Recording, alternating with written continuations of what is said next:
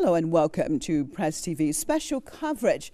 This on the 4th of November, the anniversary of the students' takeover of the former U.S. Embassy back in 1979. Of course, this is an historic day in the Islamic Republic of Iran and is commemorated every year as the day that actually U.S. crimes in this country was first exposed. What we do know that happened on that historic day was that the students who held some of the Americans at that time actually were able to get some of the information that U.S. staff was actually trying to destroy.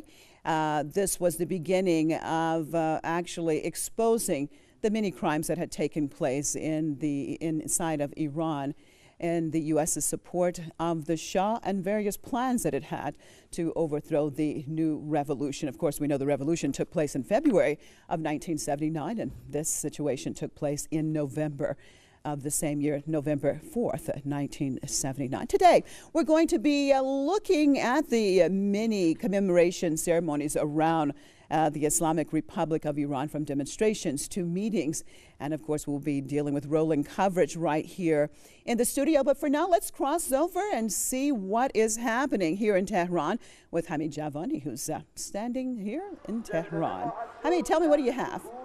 Yes, Marzia, we are in front of the former U.S. Embassy, also known as the den of espionage in the Iranian capital, as you just mentioned, because of what happened 36 years ago when a group of university students took over the embassy and found out piles of shredded documents that corroborated their claims that U.S. changed its mission to just topple the newly established Islamic Revolution. As you just mentioned, the revolution succeeded 9 months before 1979 on this day, November the 4th.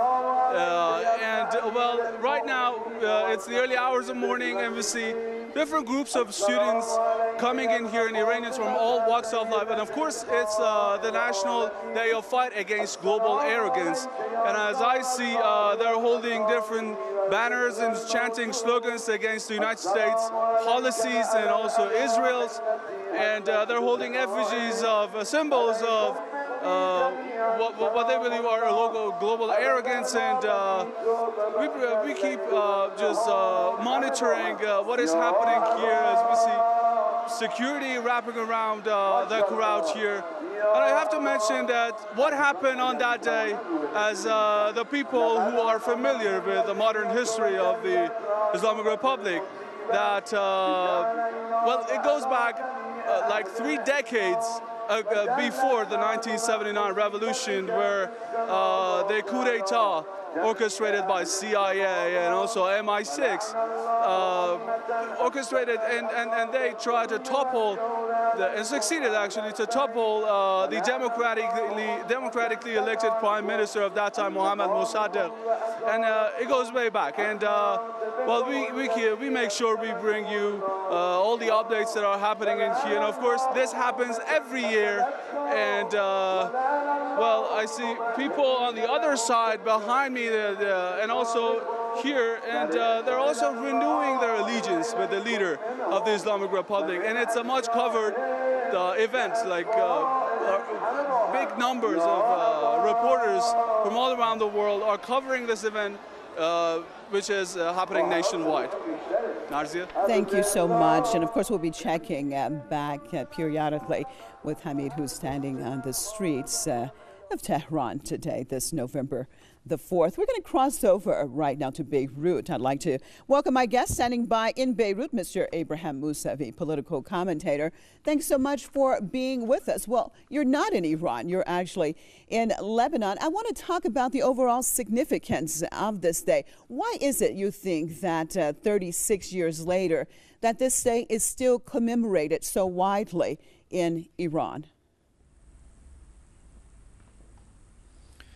Well, before I start, I'd like to mention two political jokes, if you allow me. The first one has to do with a question that has been circulating and continues to circulate. It says the following: why there is no coup d'etat, why there is no revolution, why there is no turmoil in the United States? And the answer would be because there is no U.S. embassy in the United States. Usually the U.S. embassies are outside. So it takes a U.S. embassy to make espionage and to start to make turmoil and to orchestrate plots and coup d'etats against the countries. This is one thing. And the other thing has to do with what happened in Britain and in Ireland, when we remember very well about the 5th of November. Now this is the 4th of November. We have to say, just like what the Irish people say, remember the 5th of November, gunpowder, treason and the plot. So you're talking about treason, you're talking about plots, you're talking about a lot of plans and conspiracies against Iran.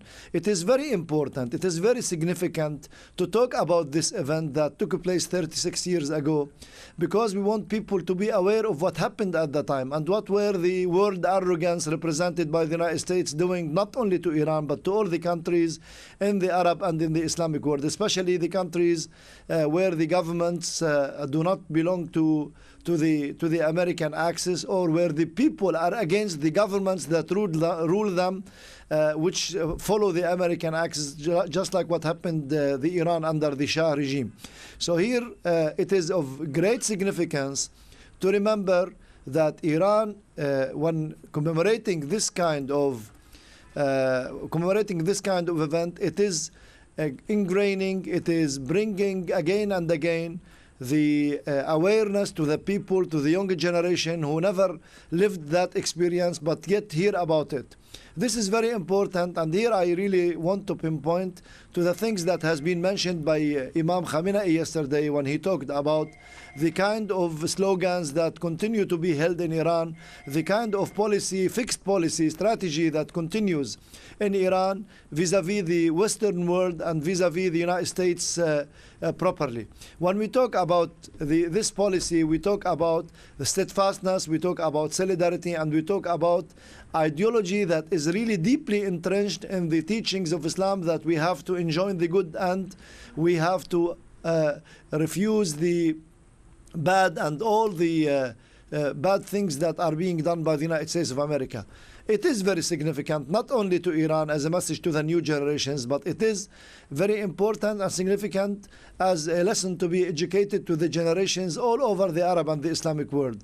When Iran has started this kind of revolution 36 years ago, and which was culminated and then it was crowned by the success and the advent of the Islamic Republic of Iran, this happened against the backdrop of the American conspiracies, with the awareness of the people, with the steadfastness and the clear vision of the leadership, which continues to happen nowadays. This brings Iran to be the icon of awareness and the beacon of knowledge and learning for all of the countries, the governments, the people to follow and to emulate. Well, Mr. Mousavi, let me ask you a question. If the situation that took place on November 4th, the students' taking over of the former American embassy, if that had not taken place, do you think that the revolution would have continued to be on track or not?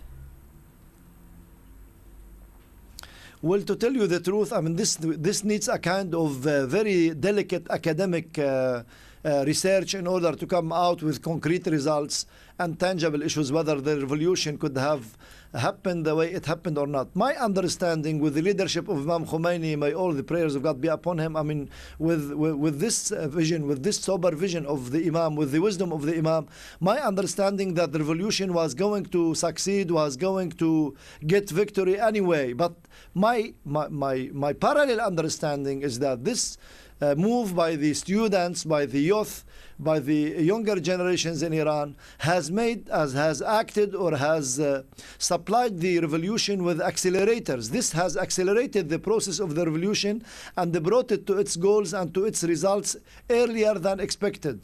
This is the thing that we can say, which is a great result by itself. We should not underestimate this, and I believe the revolution, with the awareness of the people, with the leadership and the wisdom of Imam Khomeini, with the steadfastness, was going anyway to succeed.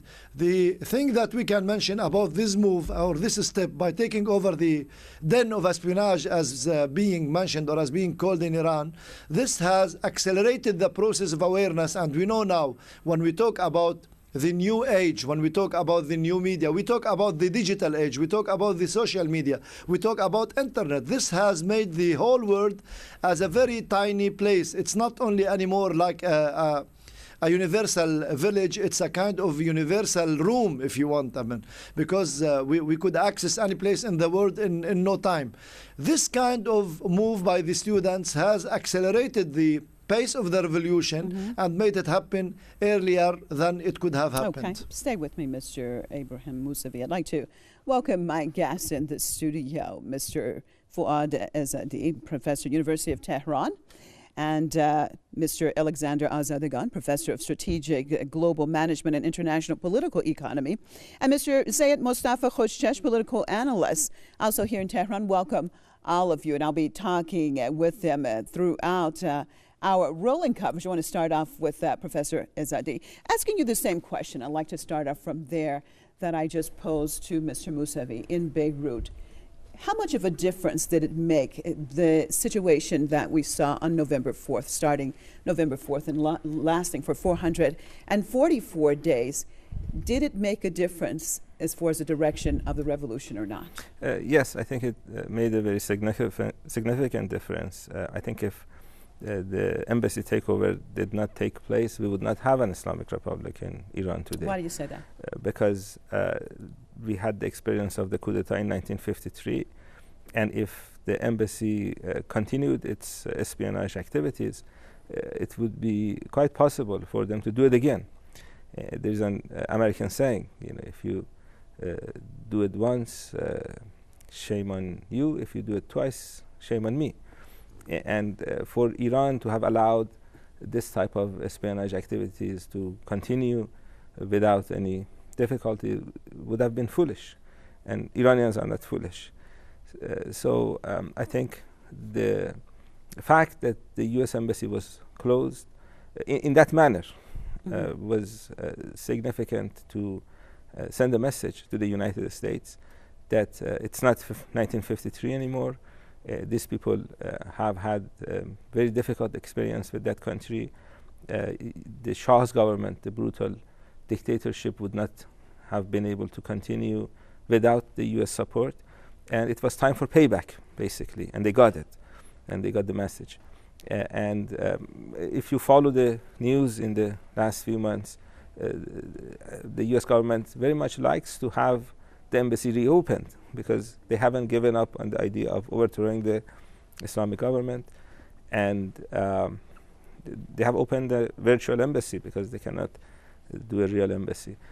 I think if Iranian students had not taken over the U.S. embassy, Iran would end up having the experience of Egypt, having an Islamically oriented government for about a year or so, and then the U.S. government, with the help of their local allies, overthrowing the elected government of President Morsi. I think you would see the same thing happening now. Okay, because I'm going to come back actually to the current situation and relations, but still looking back a little bit, Mr. Azadagan, when we look at the situation, your perspective also on the significance overall on that move, how did it make a difference? Well, I agree with my respected colleague, Professor Ezzadi. This started a new trend, not just in the Middle East, but across the globe. To some extent, we are paying the heavy consequence of this divorce that took place between Iran and the United States, and that was a predicted outcome. What are the heavy consequences that we're paying, you said? Well, as you know, Iran has been isolated for the past 36 years since the revolution, and we have suffered, Iranian people have suffered tremendously. People talk about the sanctions only during the past several years, but the sanctions really go back to almost the very beginning of the revolution. So the Iranian people and the Iranian nation have paid a very heavy cost. So are you saying that they should not have done that if the price Absolutely was not. I believe in the principles. I believe that Iran made a choice, a strategic choice. The leadership in Iran made a strategic choice to deprioritize their economic growth in order to advance their ideological and Islamic cause that was very much suppressed in the previous regime. So, and this is a big part of the Iranian culture. Ideology still matters in this country, and we are trying to encourage our neighbors in this region to become more principle-driven instead of, I hate to use this word, prostituting themselves and becoming client states to Washington. And let me add here, as an American who's sitting in this panel, there's a protocol not to criticize your country when you're outside of the borders. My criticism is strictly against Washington. The government in Washington is not even an American government. They don't represent people like me. The latest polls by Gallup show the popularity of Congress to be somewhere between 12 to 14%. So they don't represent me. They don't represent other Americans. What the politicians in Washington do represent are lobbies such as the pharmaceutical industry, such as the military-industrial complex, the oil companies, the banking and financial sector, Wall Street, and Hollywood. But much deeper behind that, what they do, who they really represent are the Rothschild crime syndicate, the Rockefeller crime syndicate, the Trilateral Commission, the Bohemian Grove, the Bilderbergs. So when I criticize Washington, I am by no means criticizing America. I intentionally, in my line of work, in my writing, and in front of my students in my lectures, I distinguish between Washington's policy and the United States. The people who control Washington certainly don't represent me or other fellow Americans. Okay, well, Mr. Khoshchesh, your perspective, our previous guest, Mr. Azad Khan, said that Iran has paid a heavy price for that divorce between the United States and Iran. Your perspective, because there are different ideas surrounding that. Some will say that it was difficult, but actually Iran profited a lot from that divorce because it was able to establish its independence. And others, of course, say that it wasn't worth it, the divorce. How do you see it? In the name of God. Hello, and thank you very much for inviting me. Well, as a matter of fact, the Islamic Republic is the product of the same pressures. If there hadn't been these pressures, then we wouldn't have an Islamic Republic, which is a role model for other regional nations today. Today, Iran has become a role model because it has stood on its knees, on its feet, and it's risen against the United States and many other countries. And these are not just mottos. I mean, you can see through a very pragmatic view, you can see what has happened in the Islamic Republic in the last 3 decades. It's been on a positive trend. Of course, there have been much, pains and pressures imposed on Iranians. That's true. When we were under sanctions, people could not even buy some of their needed medicine from abroad because the SWIFT system was blocked. I mean, Iran's transactions with other countries was blocked by the United States. That's true. But remember, around 3 decades ago, we were at war with Saddam Hussein. He was backed up by directly by 37 nations, including the United States and many Western states. At that time, it was, just a newly established system. The Islamic Republic was very young and empty-handed. Almost no one was behind us and was supporting us. I remember quite well that one of Islamic Republic officials has, explained this twice already, that we had a couple of trucks because we were under tough sanctions and they didn't allow us to import any kind of weapons. So we had 2 trucks of barbed wires, and we were trying to import barbed wire for one of our factories, not as a weapon, of course. At the borders between Russia and Ukraine, the former Soviet Union, of course, they stopped it and they checked it and they said, we believe that this is a kind of weapon and it falls under sanctions. You are not entitled to import barbed wire. a country like this stood on its own, and you could see the end of the war. At the end of the war, we had just begun our missile program.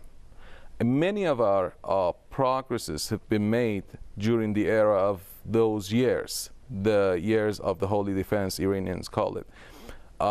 And we were under the toughest sanctions. All throughout these 35 years, remember that we have developed our nuclear industry, we've developed our stem cell technology and science under these tough sanctions.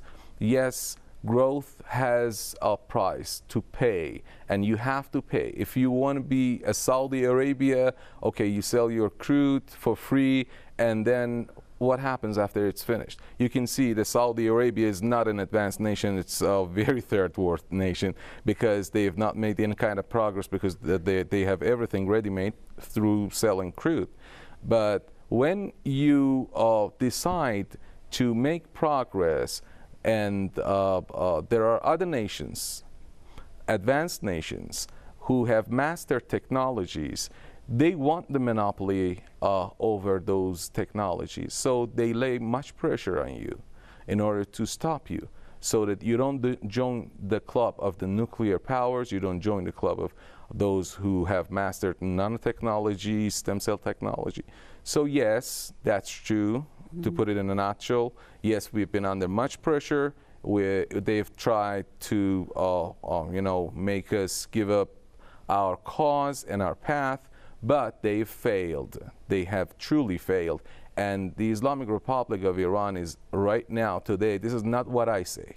I know it for true that many diplomats and many officials of other countries, Far East nations, and even some European nations, in their private meetings with our Islamic Republic officials, they say, we enjoy when we see you standing against the United States and you speak your own words. And you can see nowadays Iran is a power. Iran is the determining factor in the region, in Syria, and everybody accepts it. This is not what I say. This is what Washington says, that regional problems cannot be solved without Iran's partnership.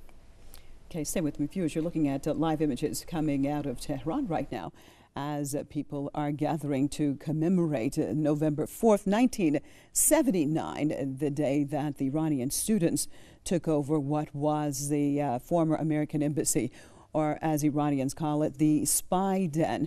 Today, these ceremonies will be held throughout the nation, as many feel that it is a very, very significant day, one definitely worth commemorating, and one that continues to keep the line of the Islamic Revolution, many would say, very much directed. You're looking at split-screen images there out of Tehran and Shiraz, and of course, these commemorating ceremonies are taking place throughout the nation. Mr. Izadi, we're talking about 36 years later. 36 years later, there would be some that would perhaps say that, yes, the situation was bad and perhaps the Americans tried to interfere in the revolution. But now it's 36 years on and it's time to move on. And we have heard the leader of the Islamic Revolution actually addressing this issue this week. Your take, sir? I agree. I think it's time to move on. The only problem is that both sides should be ready for it. I think with the coming into power of President Rouhani, Iranian government has shown that they're able and willing to negotiate differences and come up with innovative solutions to resolve problems. On the other side, you see the U.S. government still threatening to attack Iran militarily. Last time they did that was yesterday. And they haven't given up on the idea of we have a lot of bombs and we are willing to send you back many decades by killing your people. And until they have this type of mentality of killing and committing genocide, basically, in different parts of the world, until they have this mentality of whatever we say should be accepted and followed, until they give up on the idea of American exceptionalism, I think you will have difficulty with establishing normal relations. Independent countries would have difficulty establishing normal relations with the United States, and Iran is included in that category. And this issue of spying or pressure is present even when a country is a close ally of the United States. You remember what happened in Germany some months ago. People found out that the U.S. Embassy in Germany was conducting espionage activities against Angela Merkel, the highest ranking political official there, tapping on her personal phone. 36 years ago, the students in Iran called the U.S. Embassy den of spies.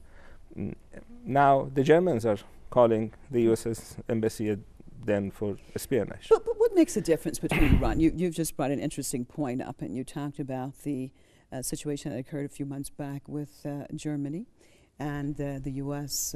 Embassy spying even on the highest officials. Yet what happened with that? It was in the media for a couple of days, maybe a week, and inside of Germany a little bit more. But at the end of the day, what has happened? What made the situation in Iran different from that? Because we have seen this in many countries throughout the world, that they have proven of the U.S.'s interference, either in trying to overthrow governments or trying to cause upheaval in the country. And even it comes out, even in the media, that they're trying to do that. But at the end of the day, nothing really happens. What has made Iran different? Well, Iran is different because Iran has not accepted to play with the rules that are dictated by United States. The German government, on the other hand, opposed these type of espionage activities, but at the end, the German government decided to follow its old line of policies of accepting U.S. hegemony in terms of international relations. And it may be beneficial for the German government. I'm not saying what the German government should or should not do. I'm saying that for Iran, for our national interests, it's not logical to follow the United States, because generally a lot of difficulties that you see in this part of the world are the result of U.S. foreign policies. So maybe U.S. presence in Europe is okay with Europeans. That's fine. That's not our business. But what we see in this part of the world is that the U.S. government is causing a lot of death and destruction. They're supporting terrorist organizations. They're supporting dictatorships like the Saudi government. They are sanctioning Iran even after 2 years of negotiations and reaching an agreement. So given this history, given the current policies of the U.S. government, the logical choice for the Iranian government would be to resist this type of policies. Well, Mr. Azadgan, as an American, looking at what Mr. Azadeh has just said and talking about the U.S.'s continued support for actually trying to cause upheaval, trying to still today overthrow the revolution of the Islamic Republic, and as he said, up until yesterday, continuing with their threats of basically bombing Iran into oblivion. Why do you think that we're hearing these types of terms coming out of Washington when dealing with many countries? And of course, we see it regularly when dealing with Iran. I see this as a sign of incredible desperation by the men and women that are controlling the U.S. government. These aggressive types of behavior, in my opinion, show nothing but insecurity. To me, it is a tragedy that not only Washington but other heads of state in the region, for example, openly call for the removal of a head of state such as Bashar al-Assad in Syria. We have been experiencing this for the past 100 years, where they come into our region and they're trying to dictate on who we should elect or select into the power. It breaks my heart to have to use the wonderful words, sad words of Dr. Martin Luther King that go back to over 55 years ago, when he said the greatest purveyor of violence in the world today is none other than my own government. this system is coming to an end. We all know it. 36 years ago, the students who captured the den of espionage knew exactly what they were doing. They were so ahead of their time. We are seeing the consequences of Washington's interventionist policy, their hegemony, at a concentrated level just in the past 15, 14 years alone since 9/11. So, and again, I hate to say this, but the best thing that happened to Nazi Germany is a complete defeat 7 years ago. As a result, what we see in Germany today, generally speaking, is a humanitarian nation, is a nation that's based on rules and laws and institutions. I hate to say this, my dear Marzia, but I think Washington needs a really good defeat. The percentage of, because you talked about that the Iranian students were very aware and ahead of their time. I want to look at the American people, because you said that people are realizing what the United States is about. Do you think that the majority of Americans really understand U.S. policies and what they're doing outside? I wouldn't say the majority, but certainly America is waking up from a mass hypnosis that it's been under for, I would say, the past 100 years. Since the tragic events in New York in 2001, people are questioning everything. And this didn't start in 2001. This started back in '63 when Kennedy was assassinated. So there's a lot of distrust. There's a lot of disassociation from their so-called government, their own government, which, as I mentioned earlier, it is not. Certainly, the fact that we are speaking in lingua franca, which is English, the common language of English, and this is getting broadcasted to the world. And I certainly can testify to you, dear Marzia, that a lot of Americans are completely tuning out of mainstream media. That has been very instrumental in this brainwashing in the past 50 years. And are watching alternative media like the Press TV, like Russia Today and others. So we are helping in this transition, in this new revolution of consciousness and awareness that goes far beyond political agendas and political manipulations and strategies.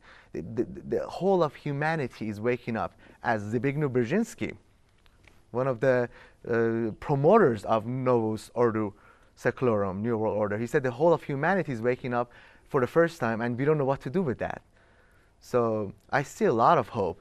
But at the same time, the negative forces are still trying to infiltrate here. The debate that was going on 36 years ago, whether we should maintain some kind of a relationship with the United States, is still going on right now under the guise of nuclear negotiations. Well, you've just brought up an interesting point. So let me get your opinion.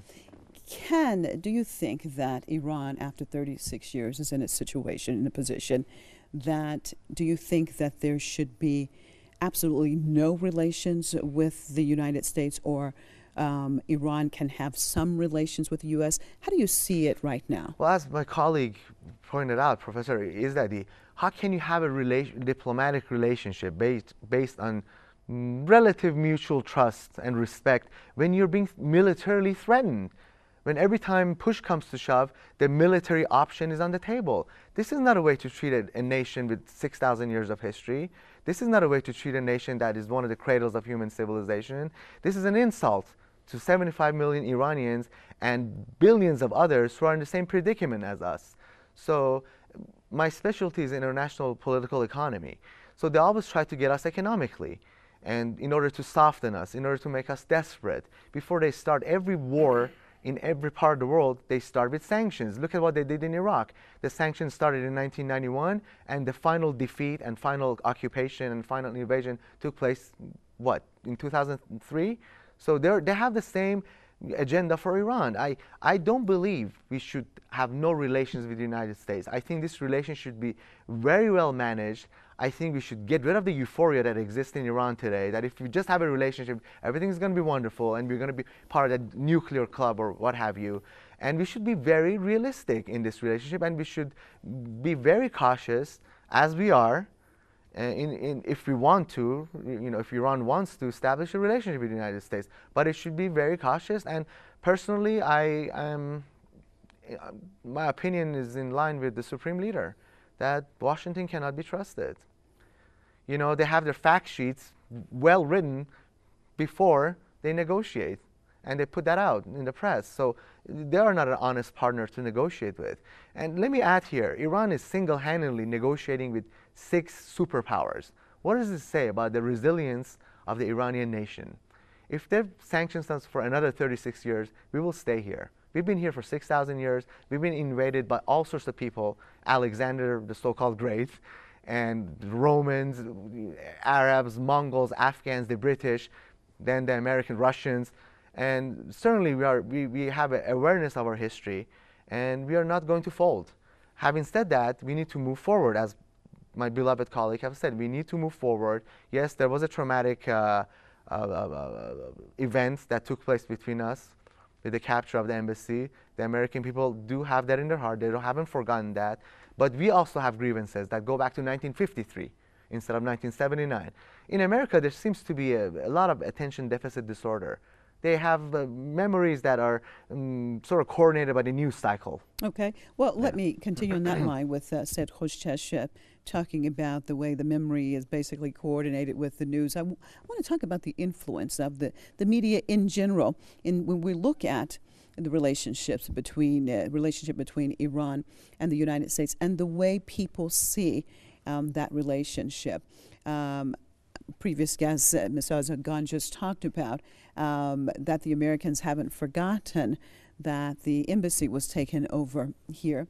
However, there's so many other events that they have never been informed of, whether we're talking about the United States being one of the main entities behind the 8 years imposed war, or we're talking about an airliner being shot down, a civilian airliner shot down. So what can be done? I'm asking you this because you're also in the media, to actually be able to break through this basically information deficit that very much exists in the United States, that the people themselves understand the reality of American foreign policy in Iran and elsewhere.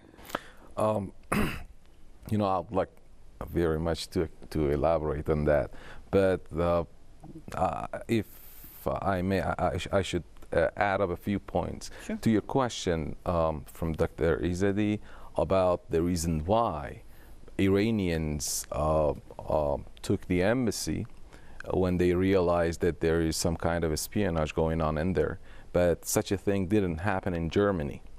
There are multiple reasons for that, various reasons for that. You should see the developments in their context. First of all, Iran, back in 1979, Iran and the Iranians had just experienced a revolution, had just gotten free from the yoke of the arrogance, the main power, the main actor who was behind Shah, who had given refuge to Shah, to the cruel person who has been trampling on the people's rights after his father. And for half a century, the United States has been pressuring the Iranians, and it's been behind the tyrant. After the coup d'etat against the nationalist government of Mossadegh, and the Iranians had such experience in there at that time. That's number one. And the most important point is the Shiite understanding and culture of the Iranians.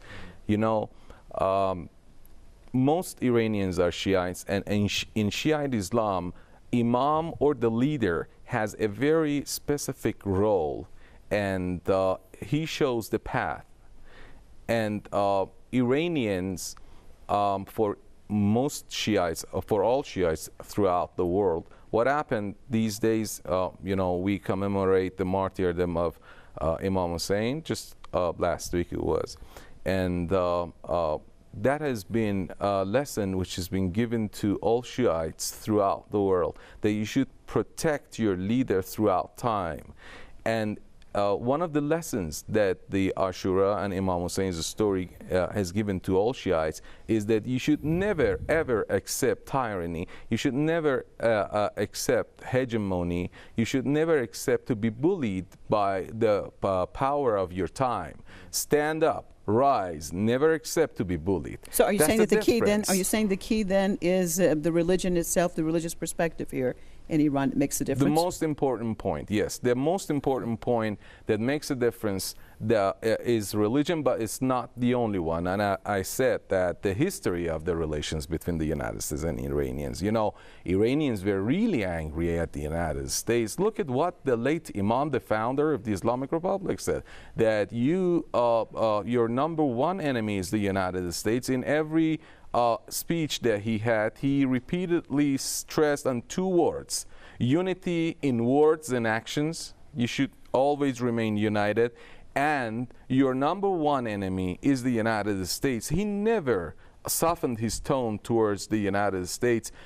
He was an Iranian. He knew the history behind the relations between Iran and the United States. The same thing is happening today. I know if one of my colleagues from Washington was online right now, he would say, okay, forget about the past. Everything has changed. That was the United States 50 years ago or 35 years ago. Mm-hmm. We are facing a new United States, at least under President Obama. But nothing has changed.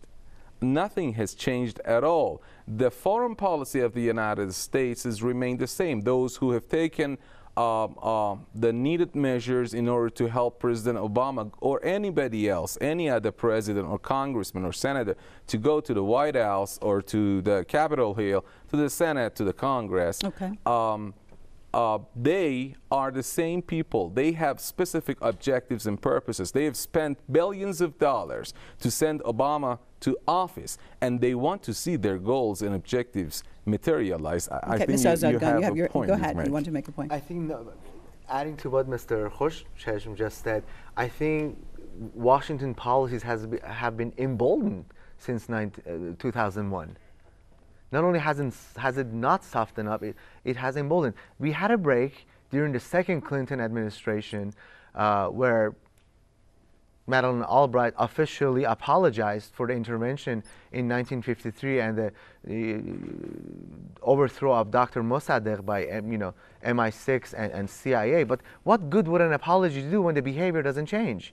Mm-hmm. Not only has the behavior not changed, it has actually increased.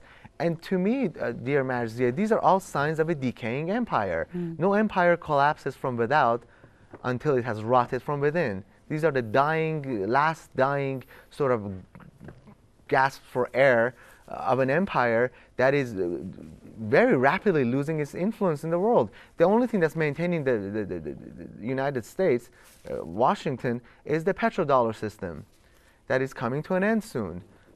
China and Russia, for example, are for the first time not dealing in dollar when they're purchasing petroleum from one another or selling petroleum to one another. Once that system comes down, and may I add here that the students who occupied, and I want to use the word occupy intentionally because of the occupation movement we had in Wall Street, occupied the Washington's embassy in Tehran.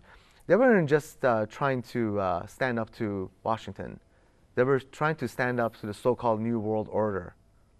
It was much bigger than just one country, one bully superpower. This is much bigger than we all are aware of right now. Well, does that go back to one of the main slogans that was behind the revolution that was said, neither east nor west? That basically it was pointing in both directions, that it was only Islam and that it had to be an independent direction. How threatening, let's go back to Mr. Azadi, how threatening was that type of philosophy then and now, basically saying that Iran is not going to be dependent on the East nor the West, but it's a whole new direction, a whole different path, an independent Islamic revolution? We should remember that we are talking about 1979, the height of the Cold War.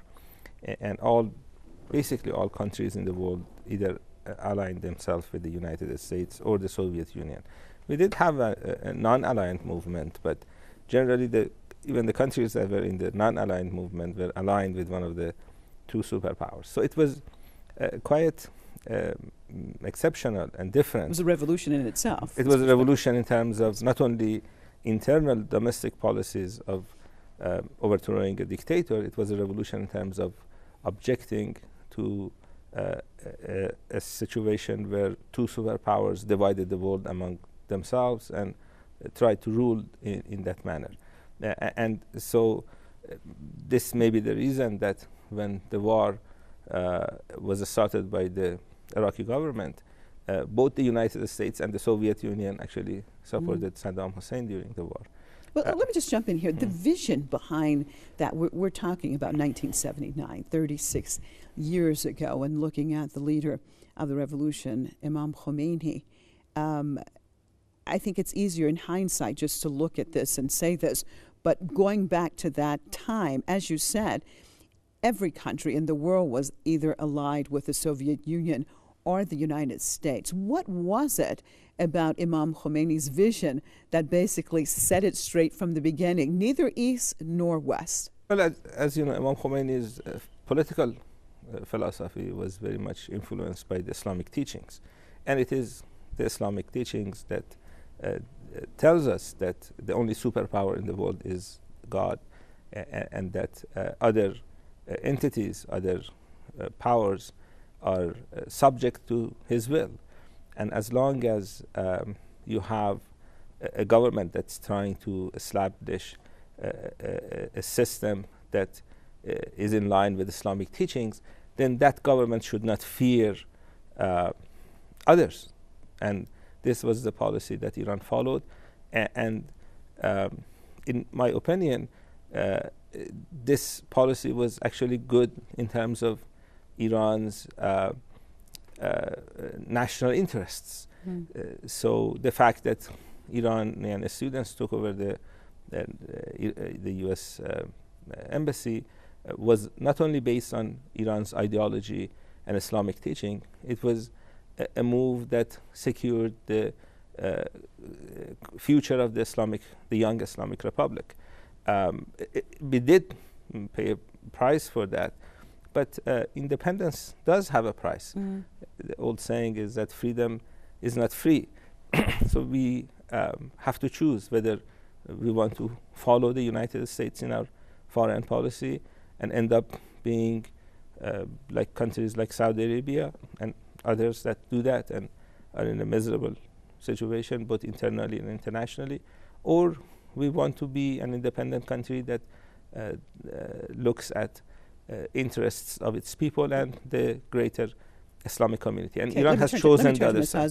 He wants to get in here. Go ahead. If I may interject, following on what you were saying as far as the geopolitics and the geoeconomic condition of the world has drastically changed in the past 36 years. We no longer have a communist bloc, for example. China's economy is very much in line with the U.S. as part of the one world government, new world order sort of strategy that they've been having. But now we're seeing an emergence of Russia again. Russia is finding its voice again. China is deviating a little bit from Washington.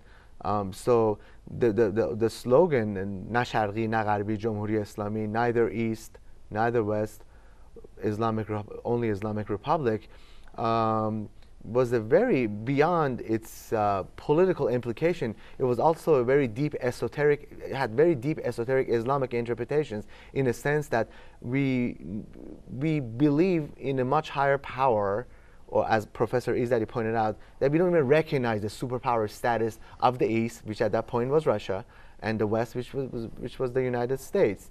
And this new reality that's emerging now is, thank goodness, we are deviating, we're moving away from this unilateral situation that we've been in since the fall of the Soviet Union in 1991, and we're entering not just the bipolar world as we had during the Cold War, which was the Soviet Union and the US, but a multipolar world. We have the BRIC nations, we have the entire Middle East bloc, we have the emergence of Turkey, and we are seeing the demise and collapse of United States and Europe, I'm sad to say. So the circumstances are very different, but the same slogan that we said 36 years ago Iranians are still as difficult as it is, because it is not easy to live under sanctions. When you cannot import medication into your country, it's not easy to live under those circumstances. But the Iranian people are remaining steadfast to their independence. They still want to be free from influences of the imposing powers. And going back to what Professor Izadi said, Iran did not exactly have friendly relations with the Soviet Union. Even before the Soviet Union came into existence, the north part of the country was more or less the sphere of influence of Russia. The south was Britain. Britain exited, if we want to even say that, I wouldn't even call it that. United States stepped in. It's sort of a continuation of the Anglo-American Empire. So the slogan, neither east, neither west, we don't want to be occupied culturally, we don't want to be occupied politically, we don't want to be occupied militarily. We've had a history of this for the past God knows how long. Mr. Izadi, back to you, because I know you're going to leave us shortly. But as our guest, Mr. Azad Gun, just talked about, that Iran does not want to be occupied in any way, politically, culturally, socially. Looking at 36 years, we fast forward to today. We look at, you're a professor, you deal with young people every day. I want to look at, do you think that there has been an infiltration culturally by the Americans? We've seen the Supreme Leader continually warning Iranians about this possibility and to be steadfast to make sure they counter that. One, do you see an influence by the United States? If so, what do you think needs to be done? The United States culture, pop culture, is present internationally. And a lot of countries in the world are worried about that. Even you have the French Minister of Culture objecting to Hollywood movies. And Iran is part of the greater countries in this part of the world. And Iran is obviously influenced like any other country. So I don't think there is a point there. Hollywood makes movies, the movies are entertaining, and they carry some cultural connotations with them, and other ways of influencing other countries' culture. I don't think the young people, as you recalled, are influenced in a manner that they are going to forget their own culture, or they are going to forget the need for independence. I think if the United States becomes foolish enough to carry on its attacks, the threats of attacks, and actually attacks Iran, the same young people that you see that may wear some Western clothing or may use some Western products, the very same people will be fighting the Americans like the previous generation fought the Iraqi army of Saddam Hussein. So even 36 years later, these young people who are in their 20s, let's say college students who obviously did not see the revolution, they did not see the war, they did not see when the students had to take over the former American embassy, you think that they are as revolutionary today? I think they are ready to do what the previous generation did when the situation demanded them to take action. Well, what's the key to that? Because we know in any revolutions, it's usually after generations, whatever, it becomes diluted. So what's the key here? As we're looking, viewers, at these live images coming out of various cities in Iran, and we're looking at actually today is called Students' Day, and we see many students, high school age, junior high school age, university age, that are out on the streets across this nation today. What makes the difference, Mr. Izadi, that 36 years later, this revolution is still so much supported by the young people? It has a number of reasons. One reason for revolutions that do not carry their message and are, as you said, are with the next generation are not followed is because of when revolutionaries get into power, they become very conservative, they occasionally become corrupt, and then the next generation doesn't see leaders that they like to see in their countries.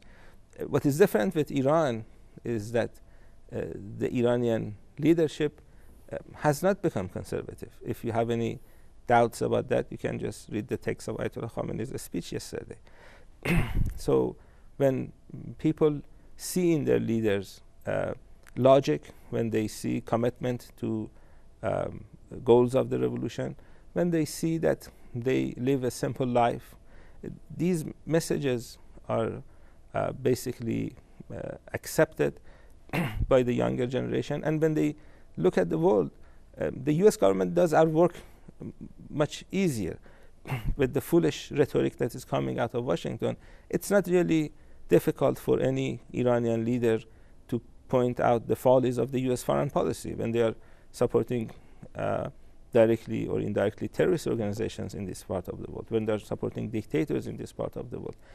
It is not really a very difficult job to prove that they are enemies of Iranian people. And like any other human beings, when they are threatened by outside forces, they go to demonstrations and shout death to America. This is a natural thing. Well, stay with Mr. Azadgan because Mr. Azadeh has to leave, but you just mentioned something about death to America. And of course, that slogan, and especially today on November 4th, is probably the slogan of the day. There have been lots of analysis written concerning this slogan, Down with U.S., as I'm looking at these posters that a lot of people have. These are live images, viewers, this time out of Tabriz and Iran. Well, we see this death to America or death to the USA. There are some of the political analysts in America or in the West will say, you see the hostility that Iran has towards the West, especially during the nuclear negotiations. Even they were saying, how can we trust them when they have such animosity? I want you to expand a little bit on why death to the U.S. is the slogan of the day. Well, I think the first point that we have to remember is that death to America is a short a slogan of a bigger sentence. And the bigger sentence is death to American foreign policy. When people here talk about death to America, they don't mean death to Americans. Americans are like any other people. They have their good characters, and some of them may have their negative characters. It is not for Iranian people to decide whether Americans should live or die. It's up to them. They're very far from us. What the people object, what they denounce are U.S. foreign policy. This is what Ayatollah Khamenei said yesterday. This is what we said last year when we were sitting here on the same occasion. We have to remember that when you push a people too hard, when you sanction them severely, they are going to object. That's very natural. Going back to the previous idea you had with young people, sometimes Western journalists make this mistake. When they come to Iran, they see, for example, some young people wearing jeans, or they go to a store, they see Coca-Cola is being sold. And then they make the wrong judgment that the young people here are pro-West. And we have to remind them every time that the fact that people are wearing jeans is because they like the feel of wearing jeans. It's a product they're using. This studio is using LG AC. Because you're using LG ACs doesn't mean that you're in love with South Korea. You're just using a product that is making the studios cooler.